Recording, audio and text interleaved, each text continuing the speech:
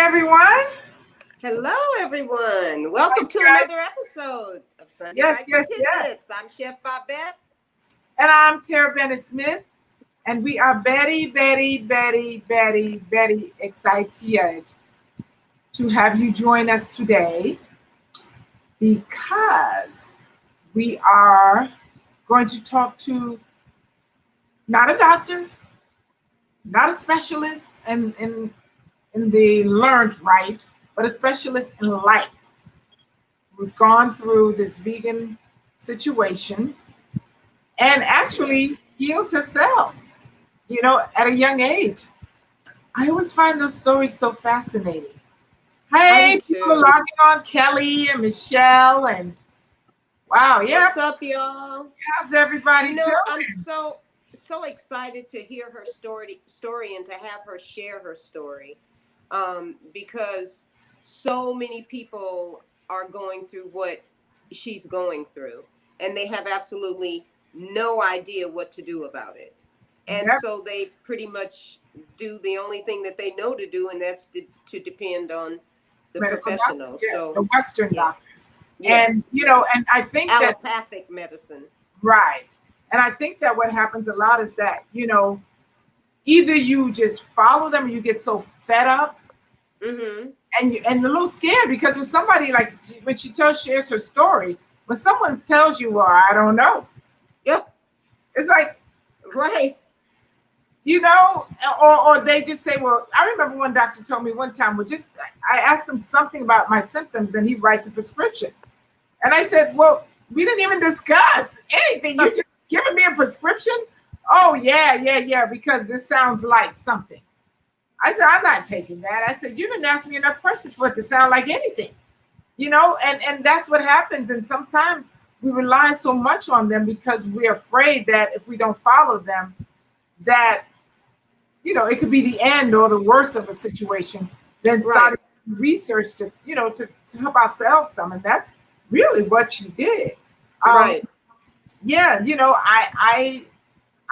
We talked before about, Mm-hmm. doctors telling me immediately that, well, when you turn 50, I'm going to insist that you get the, the flu shot.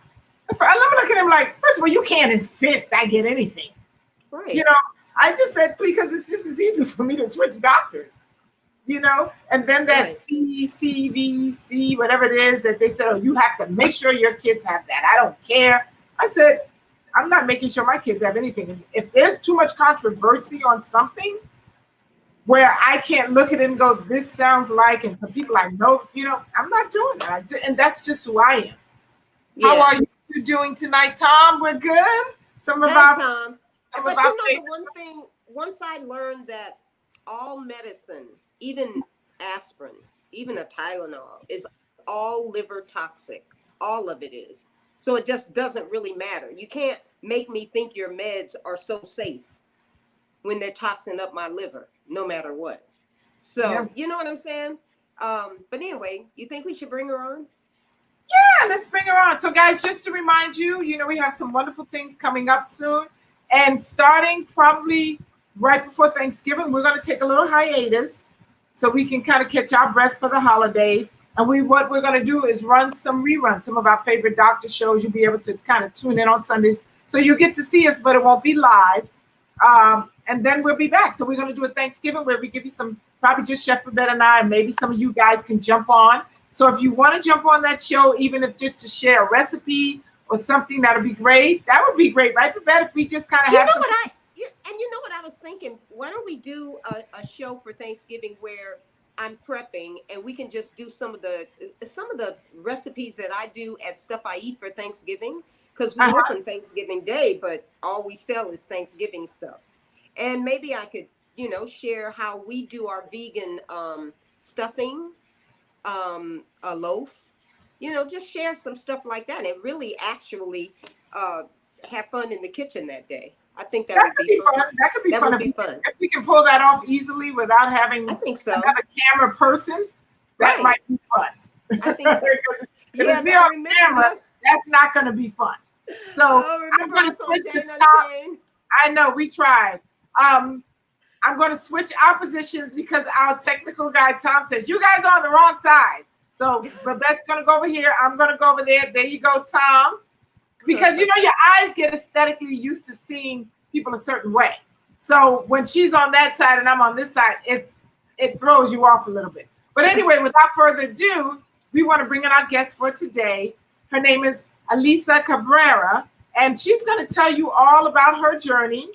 And, you know, and hopefully it will benefit a lot of you. But what the other thing we want to say is that part of this series that we're doing with Alyssa is that we're doing a what we call, I don't want to call them average, but your everyday vegan, like someone who's just a mom or someone, not just a mom, because that's probably the hardest job on the planet, but someone, you know, who didn't necessarily go to school for it, someone who, you know, lives their regular life, just happens to be a vegan, and share those stories because we all can learn from every single person who's moved themselves through something, you know, and came out on the other side.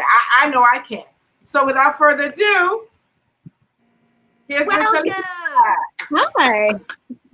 How are you? I'm good. Thank you for having me. Well, we're glad to have you, and thank you for joining us. So Babette always starts off by asking, what, Babette? Well, I always ask, when you started your vegan journey, was there a specific reason that you transitioned? And how long have you lived this particular lifestyle?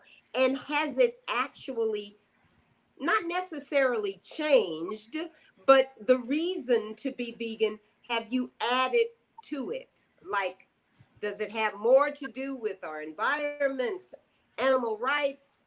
Is it different than it was when you first started? So we're going to allow you to take the floor and give us the news. And I know a little bit of your story, Lisa. So, but before you go into depth, because why you transition, but before you go into depth, finish all of that up, and then we'll go into depth of what actually happened and made you decide to share. Okay. Okay. So I have been vegan for about, I want to say maybe 4.5 years. And it started because of my health. That was the impetus. I was having really severe health issues, and I needed to change something to how in depth you want, just surface. I needed to change something, and so I went. I decided to change my diet significantly, and I had honestly kind of always gone back and forth with plant-based. And why is that? Well, I started when I was really young. I was probably about like 10 or 11 when I first had the desire to be plant-based, but nobody in my family was. And it was just something that I didn't ever really love the idea of eating animals, but it was really difficult as a child when nobody else is doing it. So I ended up I was very unhealthy. I didn't know how to have a healthy diet as, you know, a kid, when I was doing it primarily on my own. So that was really what was going on. I would kind of go back and forth, and I just didn't know how to do it in a healthy way. I would use a lot of I just would eat a lot of junk. Like, you can be vegan and really just eat garbage. So that's what would happen. But when my health issues really got out of hand and I started to do research, I was like, okay, I'm going to try to do this. I did a lot of research, and I'm going to try to do not just vegan, but plant, like a whole food, like, you know, more clean diet. And it was amazing. It changed my life. And then I think, over the years, definitely the impact on the environment has influenced me. I think our planet just it cannot sustain what's expected of it at this time.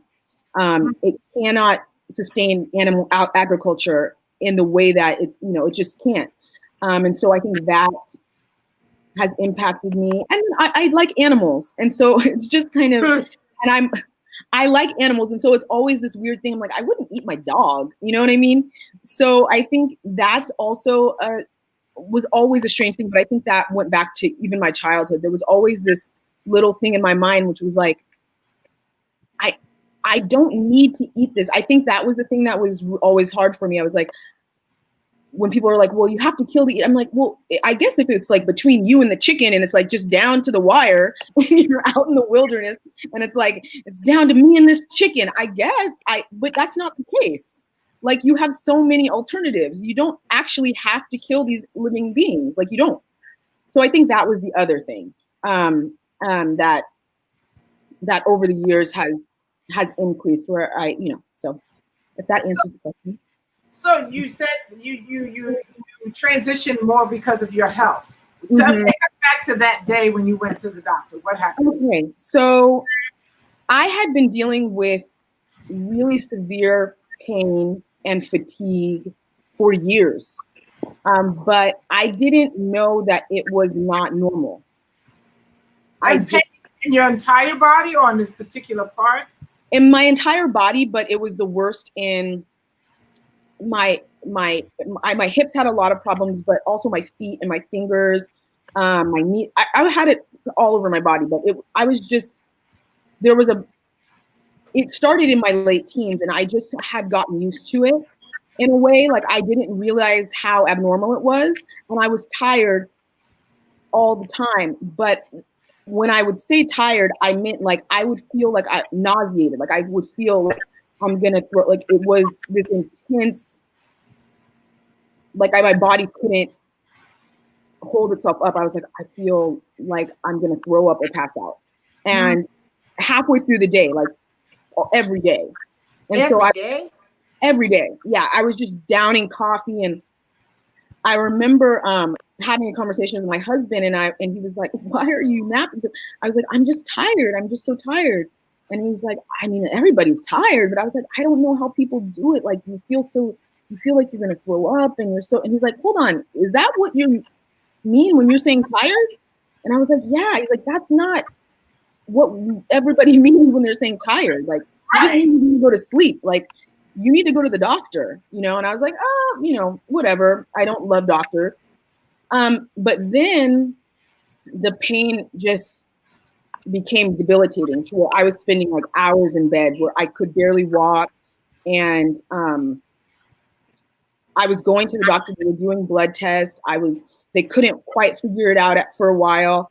And at the worst point, I was walking with a cane. I was in my early 30s and I had like this brace around my my left leg, and I was walking with a cane. It was just so bad. And I actually remember being in my kitchen trying to cook and just being in so much pain that I just like sat on the floor in my kitchen. I was just crying. I was just like, because I was, when you're like, I'm young, and if this, what? I can't keep living like this, So I finally, the doctors, they were doing a bunch of blood tests, and they were like, well, you have this autoimmune disease, and it's an inflammatory. Basically, I had inflammation throughout my whole body, and my immune system was like attacking my joints, and there was already like damage that had been done to like that you could X-ray and you could see in my bones, like where I had like erosion of my pelvic bone and like just stuff that was not great. And the doctor's like, we're gonna need to we're gonna do a few more tests, but we're gonna need to put you on some autoimmune suppressants. We're gonna put you on steroids. We're gonna put you, and then he was talking to, where they're like talking to you, but they're also like talking past you. Yeah. And so, like, he's like, okay, well, talking to his nurse, like we need to set her up on the schedule for basically setting up appointments for every 2 to 3 months. And I was like, what? Why? He's like, well, wow. we're gonna have to start testing your liver and kidneys every few months. And I was like, well, I don't have anything wrong with my liver and kidney. What's going on? He's like, well, the medications that we're putting you on can damage your kidney and liver, so we're gonna have to monitor that. I'm sorry not to laugh, but it's that kind of thing we're going to put you on something to help this thing, but it's going to mess up the other thing. Exactly. Come back for the other thing, because now, if we don't fix that other thing, now you got two things that are wrong. Well, and also the thing that they're giving you isn't going to fix the other thing. It's just to kind of like mask it. Like, it doesn't really, it's not reversing anything. Mm-hmm. That's the truth, So I'm sitting there and I'm like, I don't know, like 31, 32. And I'm like, so if you're putting this, if I start this medication now, and you're telling me it's going to like damage my kidney, damage my liver, all of this, and I'm going to be on this for the rest of my life, like, what does that mean? Like, what is my quality of life going to be like when I'm in my 50s and 60s? And like, what is that, if I'm going on this stuff so young? Like, this doesn't, it just, in my mind, where you're listening to something, you're like, this doesn't seem like a good idea. Like, I know that you're a professional, but I don't know if this doesn't seem like a great idea. So I had kind of heard about people like, because I had always, like I said, been kind of interested in plant-based. And so I had heard about people really helping themselves through their diet. So I brought it up to my doctor. I was like, well, are there alternatives? I've kind of heard, some things. And he kind of rolled his eyes. Like, oh, there she goes. She's been talking. Yeah, he kind of rolled his eyes and he's like, well, some people, there have been some studies that are inconclusive that say that there might be some change, effects, but mostly it's anecdotal, but all the whole spiel, that they give you. And so I was just like, well, what if I just try it?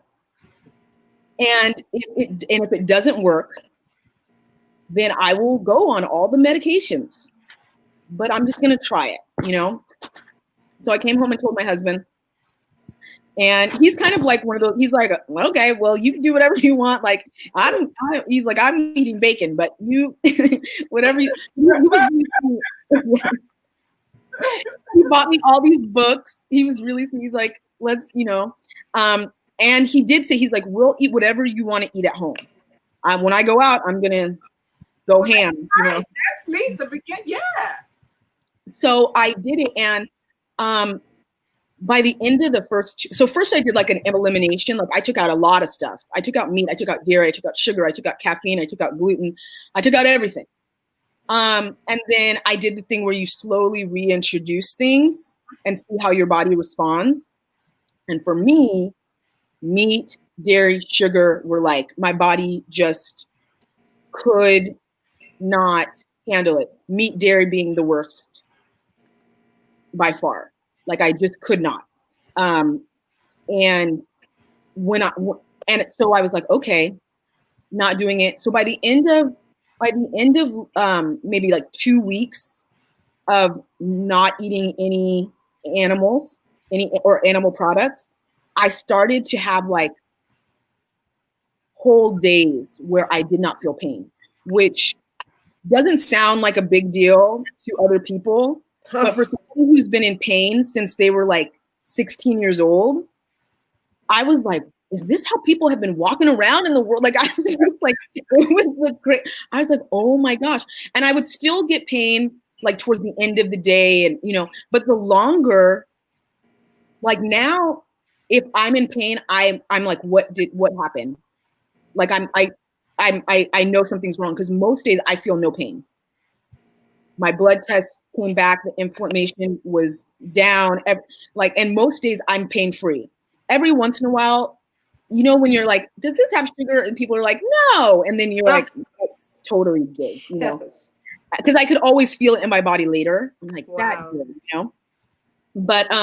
But yeah, it was, I think even my friends and my family were surprised by, when people are like, that's a great idea, but you don't really think right. that it's going to work. Or even, I think I wasn't even looking to be pain-free. I actually didn't think that was a realistic expectation. I just was looking to be at a manageable place, because I had gotten used to a certain level of pain. I was like, I can manage this. If I can just be at a manageable place rather than like in the fetal position, that's really all I was looking for. If I could get to a manageable place, I was like, I don't need the medication. I'll be okay. But being pain-free was like something not even that was foreign to you. No, I was just like the first. I even remember my husband getting home from work the first day that I didn't have pain the whole day, and I was like, he's like, "How was your day?" I was like, "I haven't been in pain all day." And he's like, I was just like, it was such a big deal, you know. Anyway. Wow. So you went back to the doctor. So you said after 2 weeks, you kind of. When did you go back? Like, how long was it before you went back? It was a month later because I wanted to give myself more time, even though I wasn't feeling pain. I just wanted to give myself more time, like just to kind of like work it out and see like get the best possible. My cholesterol, because that kind of like runs in my family. Just everything. I was like, oh man, like I'm healthy. And then obviously your weight starts to regulate itself. All of this stuff that I had been, which I wasn't even thinking about at that time because it was really just about quality of life. Yeah. When people are like, you look great. And I'm like, I don't eat dead things. Like, So your doctor, when did they do the test again, or did they run tests? Yeah, they did. I mean, still skeptical, you know what I mean? But now I don't have to see him regularly. I think it's one of those things where they like, for some people, it's always going to be like, well, this is a fluke. Like, you know what I mean? Like they don't take it like it worked for you, but that doesn't, it's just anecdotal evidence. Yeah, and a lot of people, you know, that's when you learn that, that's what you believe it is. And the problem is that once you admit that it is something that helps, then that means that your pocketbook might be affected. Yeah, when you admit that some of these things are like, when you admit that some of these things are not like this chronic thing that you can't get over, the impact that will have on the pharmaceutical industry and therefore doctors and all of that. I do realize that there's some really great doctors. There are some really great doctors, but for some, I think they are incentivized not to promote things that would help a lot of people because it just would unravel kind of what they have going on. Because even with my daughters, they've been plant-based. No, I was going to ask you about your kids, but she said, do you still go to that doctor? No, I haven't because he was a specialist. Since I did a little bit just like for follow-up, but not for years. I just go to my regular doctor now, and we still do blood tests and stuff and check up, but no, I don't. Now, you were about to talk about your daughter. So your husband, I don't know if he transitioned, but how did you? He did eventually, but my daughters, so with my girls, I had always kind of wanted them to be plant-based, but it was hard because my husband would eat stuff sometimes, and so they were mostly vegetarian, but they would occasionally have like dairy. But my husband, what happened, he went to the doctor for something else. He went to the doctor for like, he thought he had a cold or something. He goes there and his blood pressure was like, wow. And the doctor basically told him, the doctor was like, you are at like, your levels are at the point that like you could have had a heart attack. Like, you need to go on medication immediately. And so he did. He had to get like a blood pressure thing to have at our house to monitor him. He was like, I'm going, doing it. And so I'm just like, I think this is great, but have you considered maybe joining me and the whole family just doing like, because he had tried it and he just was like, I can't do, whatever. I can't do it. I'm mistaken, And I was like, there's some good food, and I promise, like, we will figure it out. Because honestly, I'm one of those people. I grew up with not a lot of access to. I can eat anything. I'm not very picky. I don't need a lot. I'm just like, if it makes me feel better, I don't care. And that's not him at all. So I was like, we will find cookbooks. Like we will make this happen. So that's what we did. And he transitioned fully maybe like a year and a half, 2 years ago. He's been vegan, fully vegan. And the same thing happened to him. Went back, test results were normal. Everything was back. And he was just like, oh, okay, well, because he was like, well, if this doesn't have an impact, I'm eating meat again. And then That's funny. But now he's like, I should show you his water bottle. Now he's like the most like, he has a water bottle that's covered with like vegan stickers, like vegan life. Like he's. Well, let me ask you this. So how, when he went plant-based, was he still on a medication? And then was any pushback? Well, it could be the medication, or could it be? Yes, there was. And so we did it slowly. We just little by little took it out. And then so what happened is he waited till he had been off the medication for a while and was just doing vegan, did the test, and he was normal. And it's like, well, I haven't been on the medication.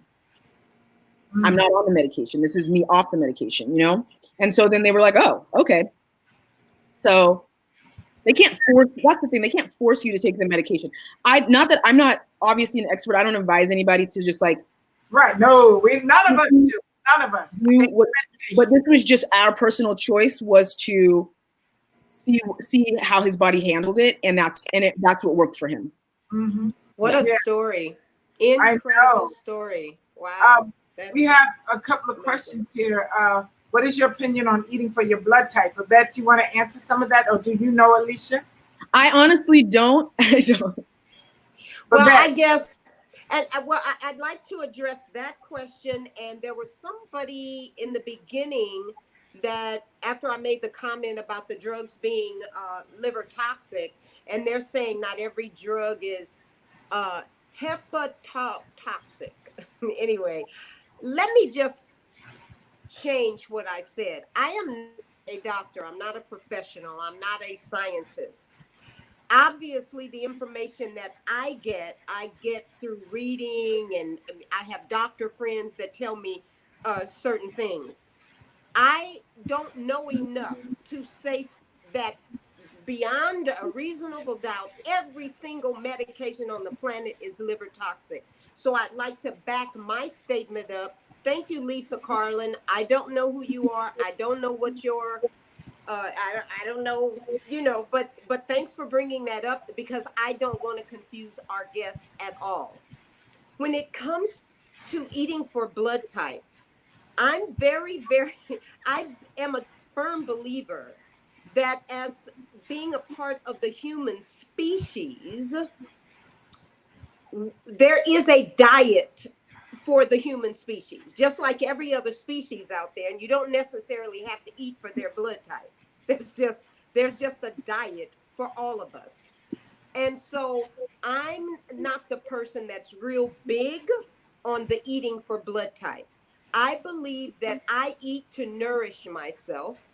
And at 70 years old, I'm in some of the best shape I've ever been in, because of the way that I care for myself.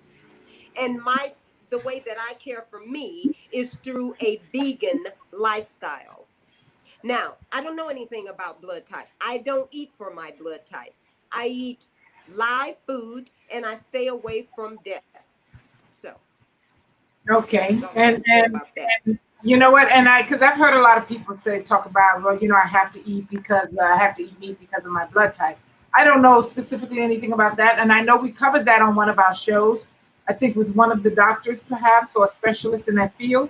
So I don't remember which one, but we're going to be playing some of those back again as reruns. So you can check them out and really get some solid information. We're just here to bring you information and bring you our experiences. No one says that we are specialists. We are not claiming that. So if you get off your medication, you do that on your own. That is not, because it's also, you know, people say, well, I heard her say she did it. Well, she did it and it worked for her, because also it's a mindset. It's a belief system. It's what's going on up here when you start putting all those pieces together. So technically, if you follow her, but you think you're going to fail, you most likely will fail. She probably had an inner something that made her go, you know what? I've got to find something that's going to be better for me. And she found it. She found that thing. So it doesn't necessarily work for everyone. Let me see. Someone had a question here about juicing. Do you juice? Right. Do you juice? I do juice. I prefer to just eat vegetables, to eat a lot of vegetables, fresh whole ones. But I do juice. I do juice from time to time. Sometimes I do cleanses. If I've eaten some vegan junk food, like a lot, you know what I mean? Like over the holidays, sometimes you'll have, it's vegan food, but it's not, it's like junk, junk food. Trust me, I know what you're talking about. Yeah.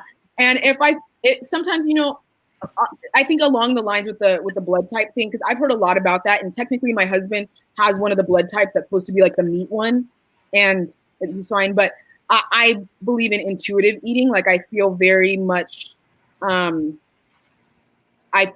listen to what my body tells me. So if I feel like, oh, I feel sluggish or I feel off or my skin's being weird, then usually I'll know what I need to do, like by cravings and different things like that. And I oftentimes think that even my little kid self with wanting to be plant-based as a little child was part of like it was my body letting me know that I wasn't eating in a way that was good for it, for me specifically.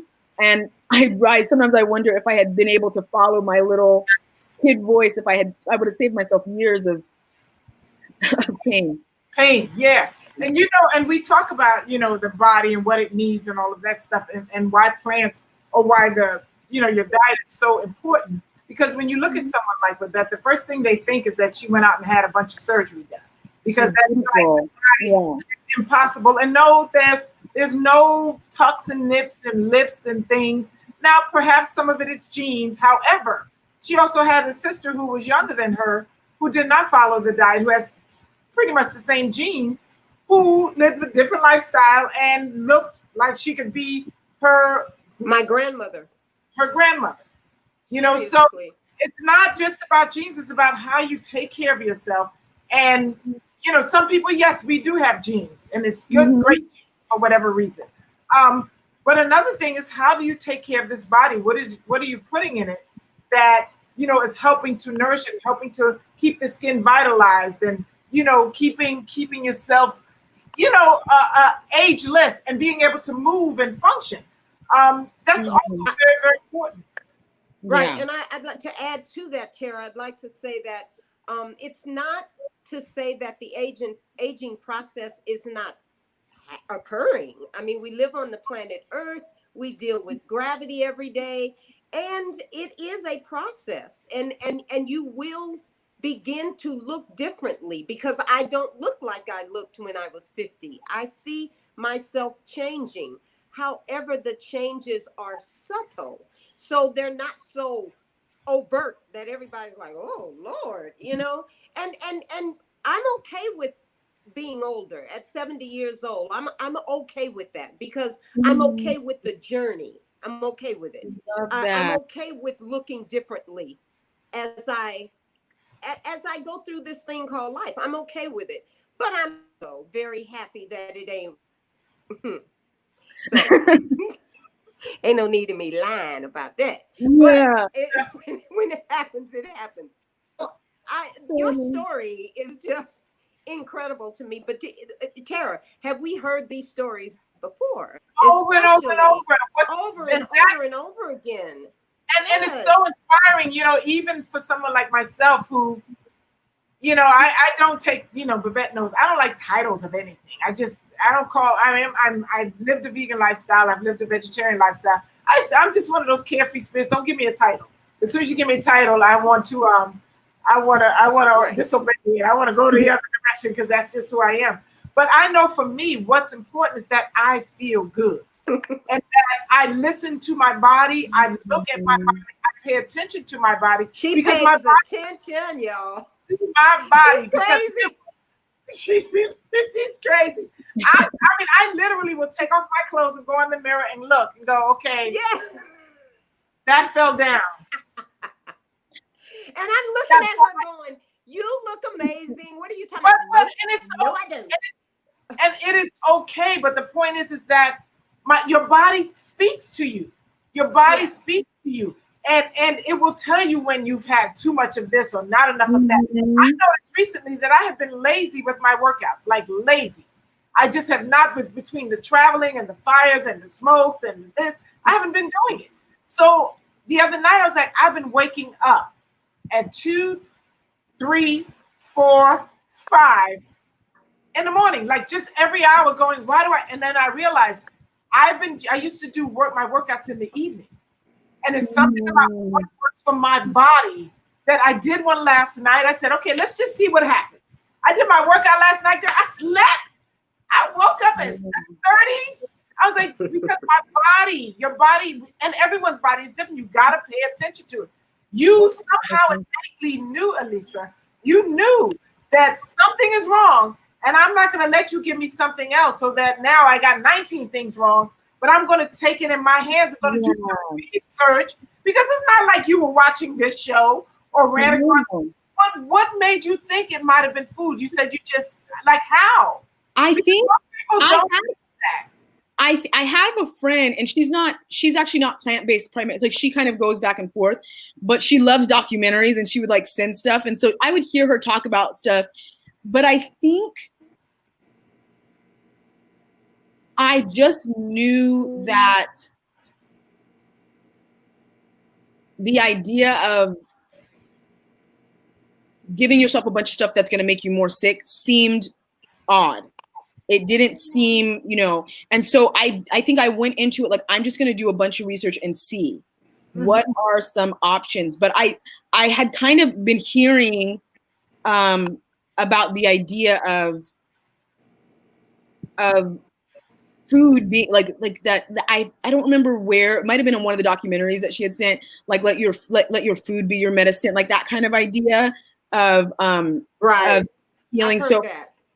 So I think that was kind of like floating in my mind. And I'm like, I'm just gonna, I want to try, but I definitely, everything that you said, I agree. I think, our bodies are designed very well. I think a lot of times we move so quickly that we don't listen to ourselves. yes. And everything's going so fast, and there's so much going around, and we're drinking, people are so much stimulants just to get through the day and all of this stuff that you can't even hear your body Talking to you something.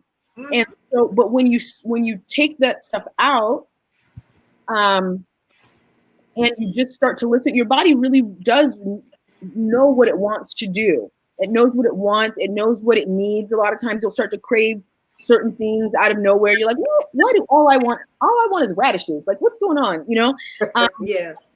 Like, you just start to, and then if you trust that, you often feel better. And so I don't think it's about everybody. Everybody's not going to, I think that everybody can be plant-based, but everybody's not going to be plant-based in the same way.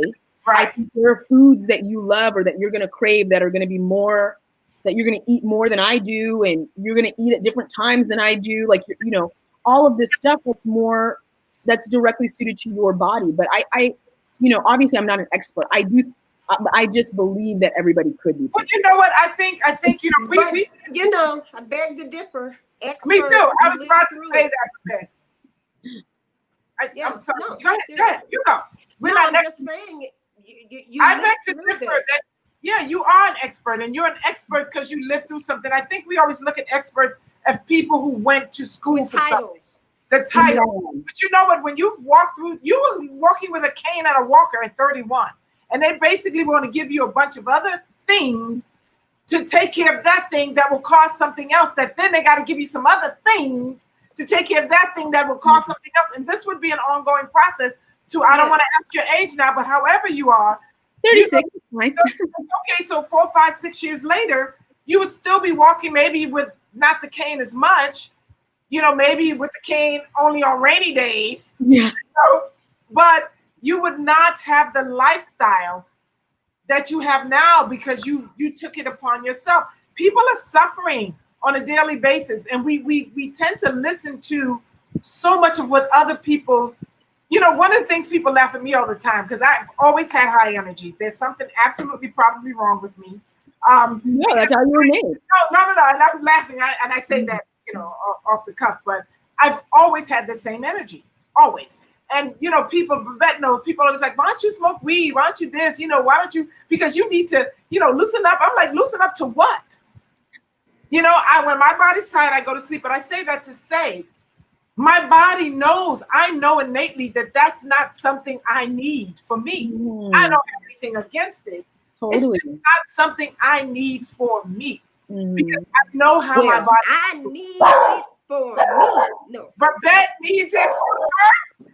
I do not need it for me.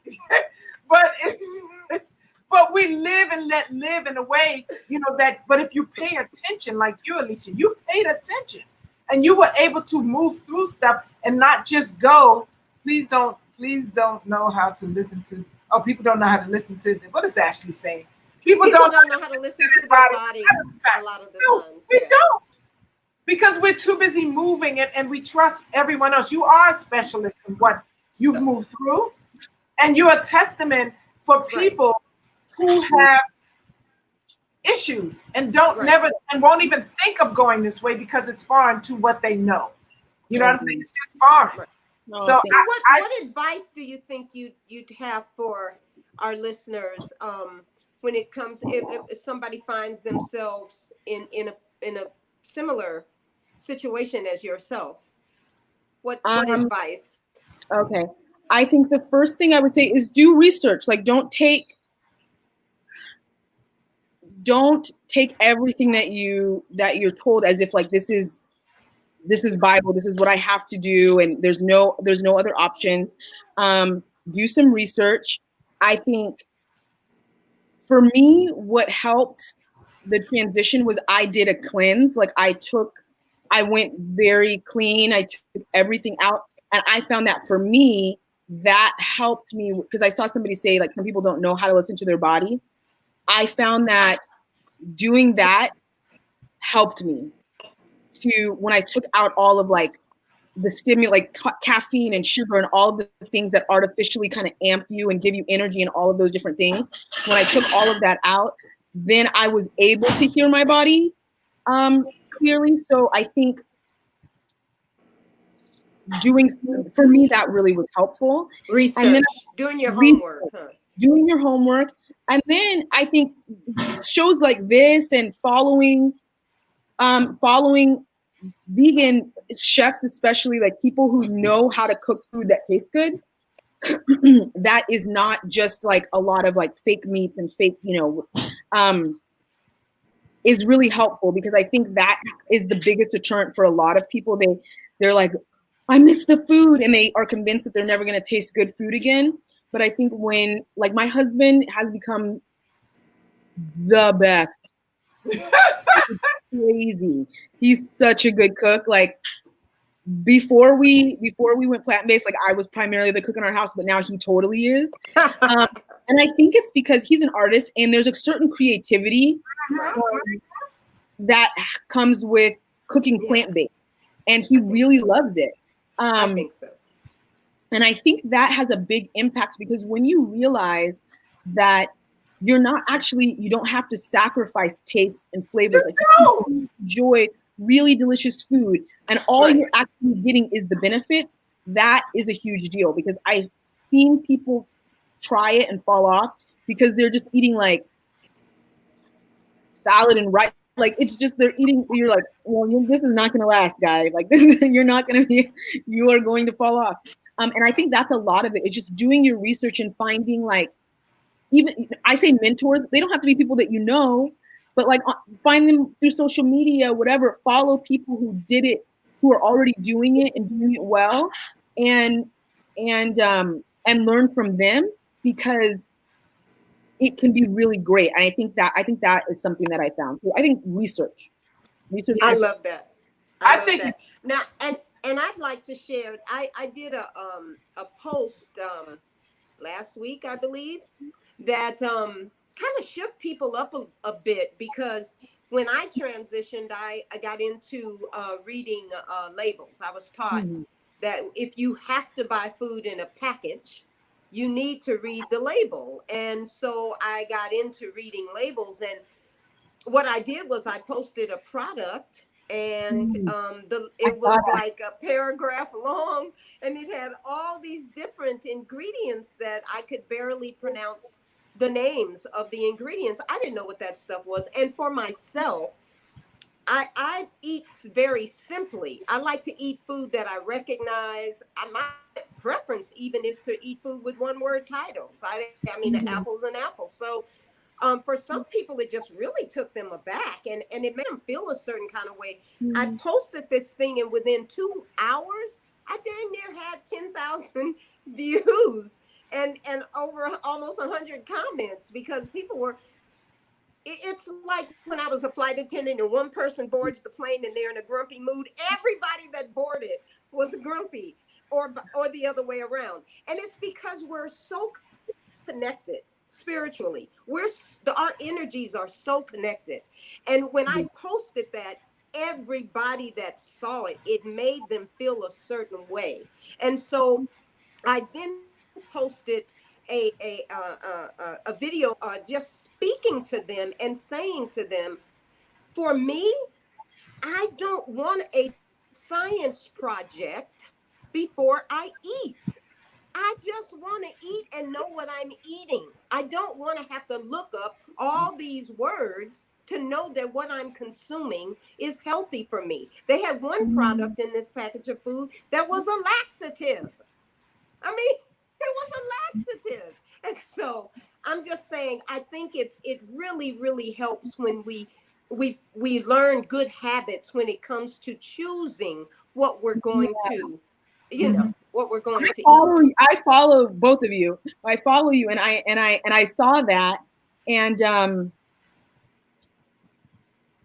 I just moved, and I right. want I see. I saw that, and I think it's interesting. I think it's, I do think that sometimes people are like, they get afraid, and for me, I don't take it as, you can never eat those things. It's something that when people ask me about it, I always say, just think of it as junk food, like any other junk food. It's not that you never have it. It's not like sometimes, it's the McDonald's of plant-based. Like, it's not that you're never going to eat it. It's not that but when you do, just know what you're doing. Just know that that's what it is.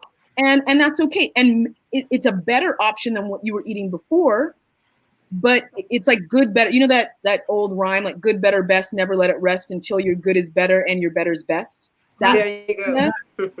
So it's not this idea of like, it is better, but there is a best. And for me, sometimes like I said, there'll be times when, I homeschool my girls, I work, I'm back in school, like I got a lot of going on. And so obviously there are times when we cook something, quick things, we'll have weeks like that.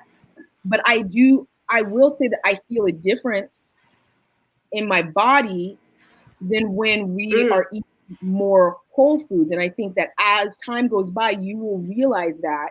And so it's not a thing of like, don't do it, but you'll just notice like, oh, I actually feel better if the majority of my meals are whole, real foods. And you'd be surprised, like, for me, like I shared a recipe with you, like my favorite, like fried chicken is oyster mushrooms. Yeah, it's so good. Make sure you fry those shiitake too. Ooh, okay, I'll try that. I gotta vote. Well, let's answer her question. Food is a big part of health, but my question is, how do you navigate the emotions and stress that come up with digging deeper as far as transitioning into plant-based diet? No one talks about what stops people is past traumas. I'm not quite sure of that. Is it trauma related specifically to food, or just like if you could be more specific, I maybe think. She could be a little more specific.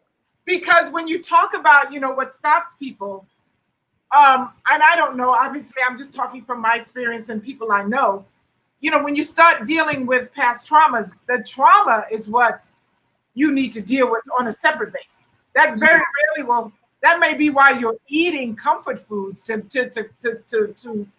soothe yourself, but it's usually not why you stop eating a particular diet or won't start a particular diet, unless, your trauma is your parent or somebody used to beat you because you wanted to eat vegetables.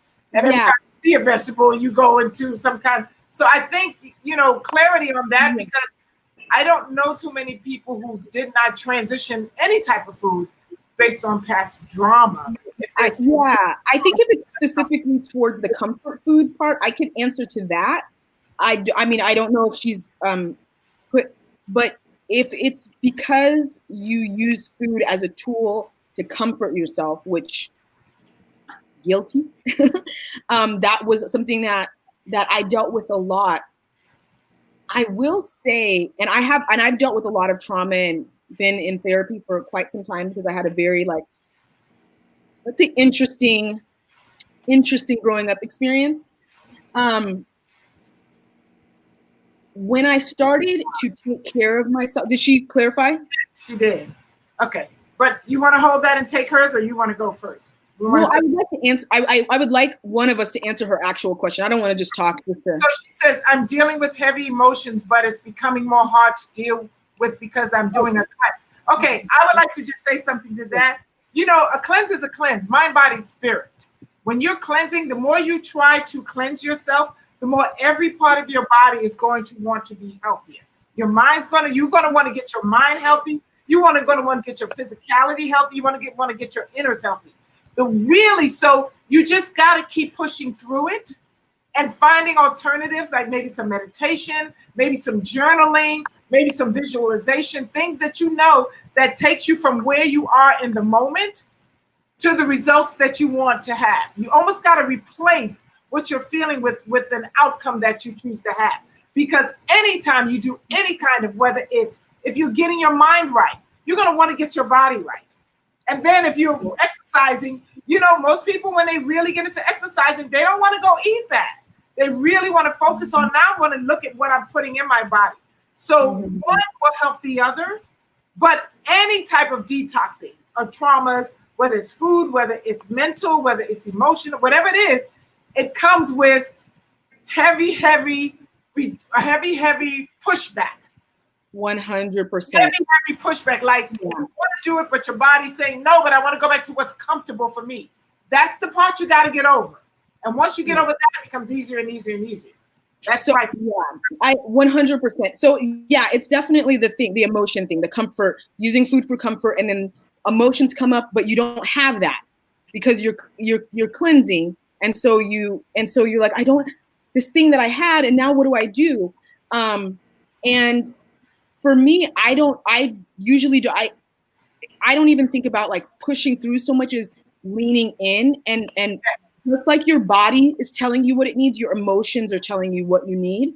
So for me, I found that, I mean, the whole word, I feel like it's so cliche, but holistically, like it's your whole self, your body and your soul and everything. And so journaling, meditation, really not being afraid of the pain, was a really difficult thing for me to learn, that the pain is not, it will not break you. And I think that's something that I've learned a lot, is that the initial thing that caused the trauma, it didn't break you.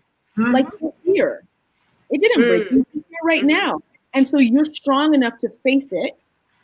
You don't need to run from it, and you don't need to hide from it. You lean into it. You figure out, okay, what is this feeling that's coming up?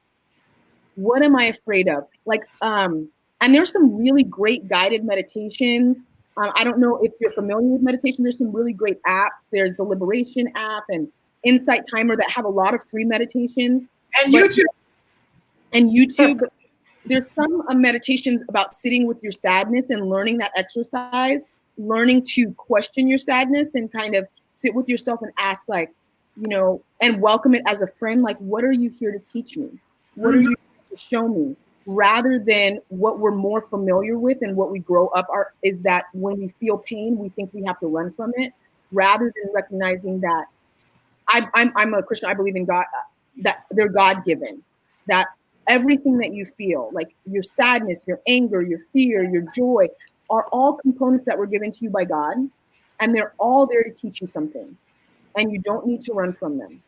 And so this is actually a beautiful thing, because you're taking away all of these like things that have been covering it up, and now you're allowing your soul to speak to you and tell you the things that it needs. And so that's magical. It's a really beautiful, magical place that you're in. And I've been there before, and I remember that it was super scary, and I'm not like arrived, like nobody, you know, I'm 36. I don't know what I'm talking. I don't know. No, you do. You know? I'm learning, and what I have found is that just like the initial trauma didn't break me, facing the emotions afterwards also didn't break me. It made me stronger, you know? It made me more complex and more empathetic and all of those things. So I'm really excited for you. I want to ask, because we're going to get to, before we go, guys, because we're running, this is so great. And I did all that. And we guys, remember, we have a series called Reclaim Haven, where it covers mind, body, spirit coming up with that time. And it's everything about redesigning your blueprint and rewriting your script of your life, so that it's going to cover exactly what you were talking about in your question. But let's answer this. We got one more, I think, and then we're going to go to kind of wrapping it up with Alicia. Good evening. Question: what are good cookbooks for whole nutrient-dense meals, raw, dehydrated, and cooked? Great. Gratitude from Texas. Anybody have a cookbook? I don't use cookbooks recently. Well, first of all, nowadays, even at 70, man, when I want an idea for a recipe, and sometimes all I need are pictures, I can take it from there. But I use Google a lot for good recipes. I really and truly do, you guys. I have recipe books, but it's so simple for me to just Google. If I have an idea, if I just want to know, give me a list of great veggie dishes that you can eat with la-da-da. And Google will give you all of that good stuff. All you got to do is ask. And so that's what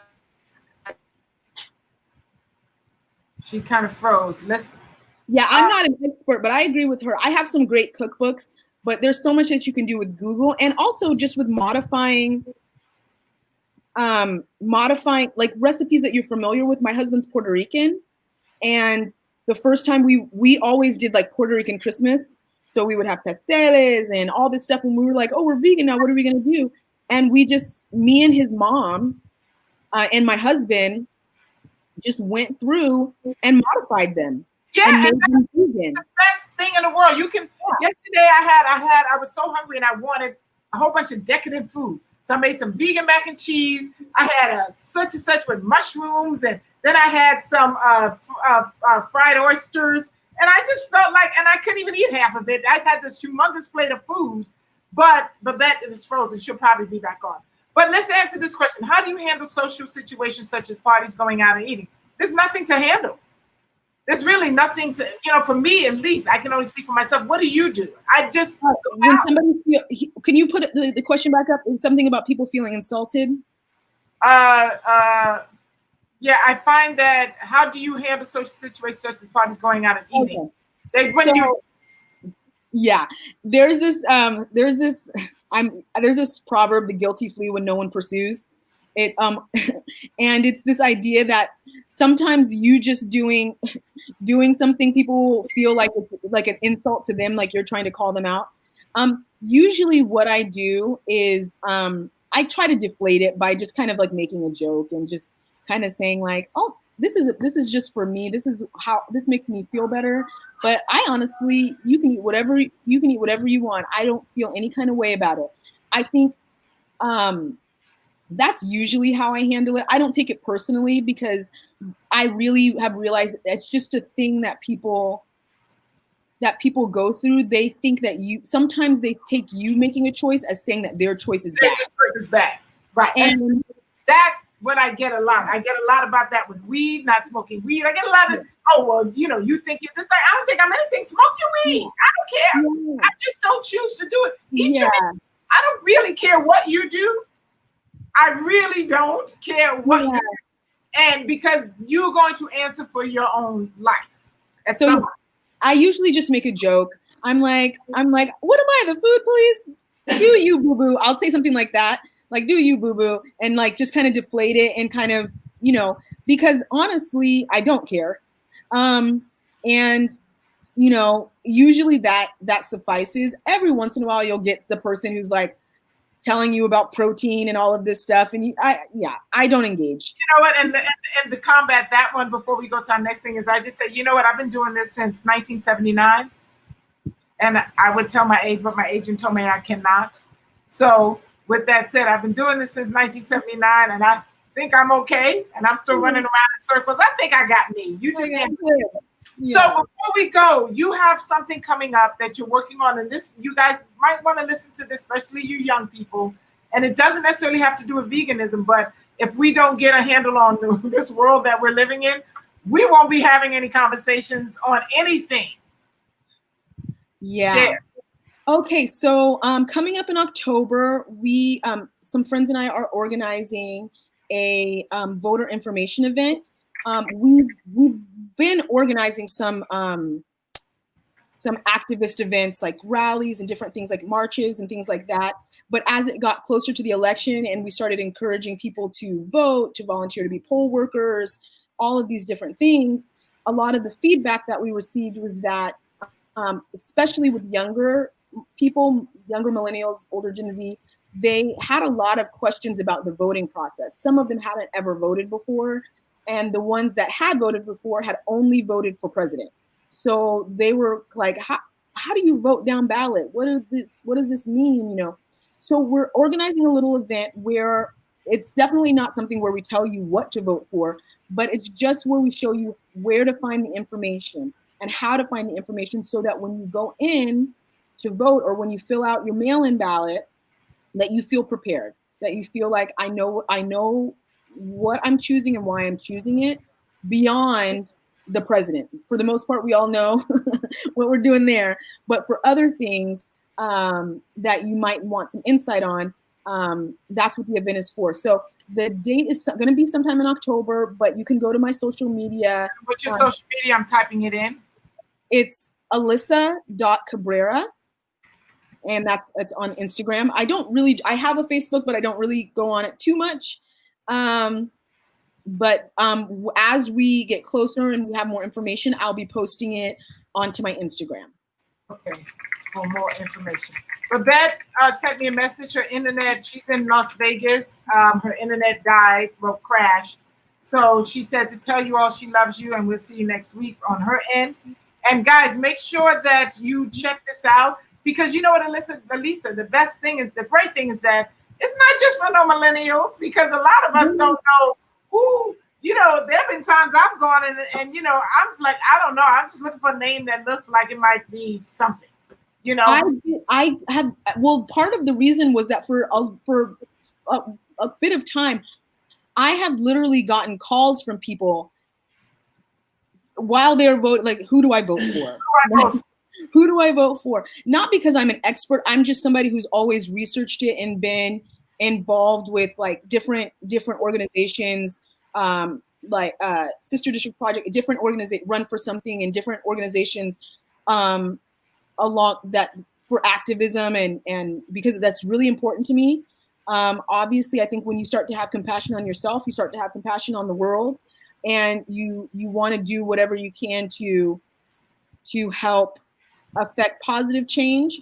And so that's something that's been important to me for a while, but it is something that I realized when I was getting calls from people. I even had somebody who asked me to just email them everything that I was I've had people do that. Like, can you just email me everything you voted for? And I'm like, they're like, I'm just going to vote whatever you do. I'm like, okay. But I think this is a better way, because I don't want to tell people what to vote for, but I just want to share the tools that I use that help me to get the information that helps me to make the decisions. Because I think that when we feel confident in like our choices, we're more likely to go vote. And is this going to be streamed or on a live platform? You know, there's going to be an in-person element, but we're probably going to stream it as well. Okay. So. Any way that we at Sunday Bites and Tidbits can support this, please let me know. You know, if we can put it up on or share it or something, because it's very, very important, and we need to. Thank you. Yeah, we need to get the word out so that we will have animals and people left to even go vegan. Yeah, we have a planet. Yeah, you know, we're in a place right now where, especially in California, we're seeing very clearly that everything that scientists have been saying is very true. And so we definitely have a responsibility to do what we can to take care of our home. It's the only place we know. Well, my brother-in-law said to me, he lives in New Jersey, he says, how are you guys even still standing? He said, how's California still even a place? I'm telling you, I was driving and I think I posted something. I was like, nothing sets the apocalyptic vibes quite like driving under a smoggy orange tinted sky as the smell of smoke surrounds you. You know, you're like driving and you're like, is this it? Are we like, what's going on? It's a little interesting. Well, we are a few minutes over. We want to thank you all for joining in. And thank you, Alicia. My God, you were wonderful. This was a great, great show. I love when people come and tell their stories, and their stories are inspiring. One of my friends came in and said, that's my daughter calling me. One of my friends came in and said, this has been so inspirational because you just don't know what people are dealing with, you know, and to know that somebody who dealt with something came in and out of it because she just made a simple thing like changing her diet is very uplifting. So thank you for joining us. Thank you for a great segment. Yes, we're coming to more segments. We're coming to more segments. We're coming. And Tom, we need to have you on our show. What is she saying? One last thing. Help us celebrate National Request Your Ballot Day by asking of your friends to request their ballot by sharing this link. This is in the thing, guys. Make sure you do that as well. And it's to bring you back. And you can also go to Power the Polls if you want to volunteer to be a poll worker, because there's a poll worker shortage. So that's another thing. Go to Power the Polls. Go to powerthepolls.com to volunteer. Thank you, .org. And we thank you all for joining us. Babette is thanking you from Vegas. And thank you, Alicia. You were wonderful. We truly appreciate it. See you guys next week. And ending the show. Ending.